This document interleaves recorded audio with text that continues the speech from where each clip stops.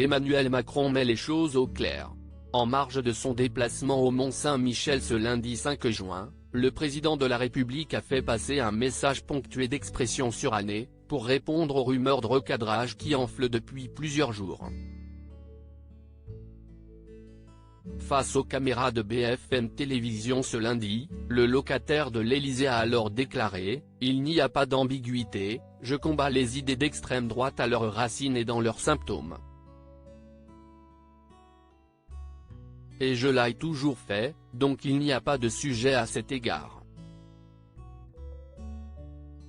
Et de poursuivre, au sujet des rumeurs de tension, ce qu'on a voulu créer avec la première ministre n'est même pas de la littérature, mais du clapotis.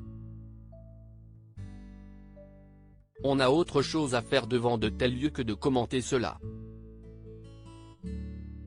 Le président a également ajouté qu'il fallait faire preuve de rigueur avant de lancer de telles polémiques, parce que sinon on crée en quelque sorte des bulles de savon, et il n'y a même plus de mousse. Assurant que c'était ce qu'il cesse de passer. Pour rappel, la première ministre Elisabeth Borne avait qualifié le Rassemblement national d'héritier de Pétain en micro de Radio J le 28 mai dernier.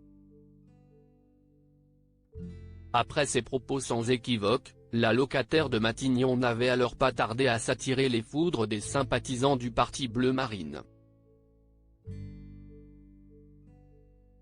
2 jours plus tard, le chef de l'État lui aurait alors mis un scud d'après un membre du gouvernement, en expliquant qu'il fallait attaquer le parti de Marine Le Pen par le concret, et non par des mots des années 1990 qui ne fonctionnent plus. Des relations très fluides ? Alors qu'il était interrogé à ce sujet lors d'une conférence de presse, Emmanuel Macron avait assuré qu'il accordait toujours sa confiance à la première ministre, et que ce qui, lui, importait, c'était qu'il agisse pour répondre aux priorités des Français.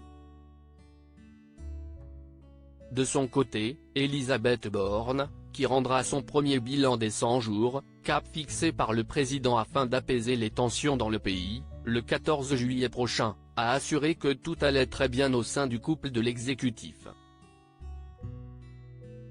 Leurs chocolats sont trop, Brigitte Macron, un agresseur de son petit-neveu choc article écrit en collaboration avec 6 médias.